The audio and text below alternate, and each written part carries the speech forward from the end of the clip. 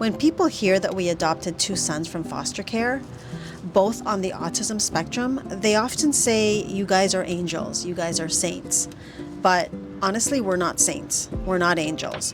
We're just people that simply said yes. And sometimes that yes had wrecked us. And sometimes that yes also saved us. Adoption is love, but it's not soft. So loving a child with trauma, it's like holding a mirror to all your own stuff. It cracks you wide open. Evan, our nonverbal autistic son, who was the first child that we adopted, he didn't speak when he came to us. He barely made eye contact. He tantrumed and had meltdowns about everything. But I saw his soul in the way he moved towards the light, towards rhythm, towards me and my husband, towards our family. Slowly but surely, he was opening his eyes to see where he can let go and feel safe.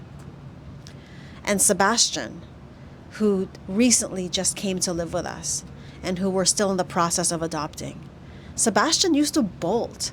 He used to run away in grocery stores and in parking lots, across playgrounds. Even his school said that hold on to him tightly because he'll run off.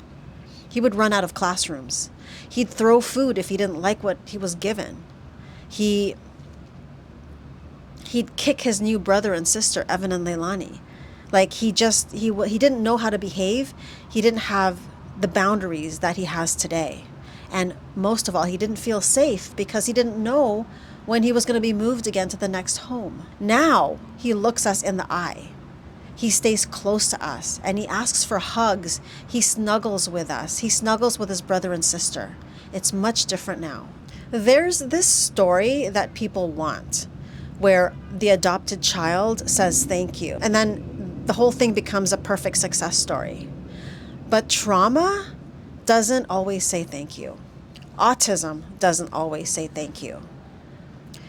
Sometimes love looks like sitting in silence while your son screams his head off for 45 minutes and there's nothing you can do to fix it. You just have to let him work himself through it. Sometimes it's washing bed sheets at 2 a.m. because he just smeared his feces all over his bed, all over the walls, everywhere. Sometimes it's being told without words that you're not enough, that what you're doing for him is not enough, that there's nothing you can do to alleviate his pain, his emotional pain, possibly his physical pain. Because he might be a child who doesn't yet know what love feels like. And what is your job as the adoptive parent? What is your job as a parent in general, just as a parent? Your job is to stay. Your job is to show that your child can be safe with you, no matter how that child feels and no matter what that child does. Our family does not look like a typical family.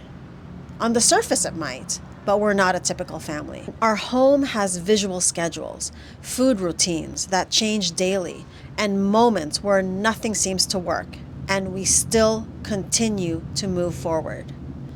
We've had to give up control, but we've gained the present moment. That's all we have, really. We've given up perfection, but we have found magic in all of our messiness. And we've learned that family isn't DNA. It could be, but it's not required. Family is people who fight for you when you're too tired to fight for yourself, when you don't know enough to fight for yourself, when you need support and you just get it unconditionally, no matter what your behavior is. To the mom or the dad who's watching this right now and who's working a job that drains her soul or his soul. To the couple who has tried to have kids over and over and over and nothing has worked. To the adventure seeker, the one who thinks that parenting might mean settling down, and so they don't want to try it because they don't want to settle down. I am telling you that saying yes to foster care did not in any way, shape, or form limit our lives. It cracked our lives wide open. It cracked our hearts wide open in ways that we never imagined it would. It made us brave. It taught us to live beyond our fear. It taught us to recognize that we all have power, true, authentic power that goes beyond what we can see with our eyes. Evan doesn't say many words. Clearly, he doesn't say any words. But he's taught us that connection doesn't require any kind of language. And Sebastian, he still needs predictability. He needs reminders, and he needs a whole lot of patience. But he's shown us that the power of persistence and that healing is slow, but it is always possible. These boys didn't just become ours, we became theirs. And they are our greatest adventure, along with our daughter. If you're standing on the edge of a decision, whether it's adoption, foster care, or just a new kind of life, whatever that may be, it could be anything. Please know this. You don't need to be perfect. You just need to be present. And that is enough. I'm telling you, that is enough. Being present means having clarity.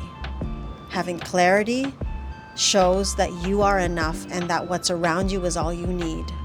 If any of this resonated with you, please subscribe to our channel. We strive to show that whoever you are, whatever you're creating, as long as it's created with love and with commitment and with connection, it's perfect the way it is.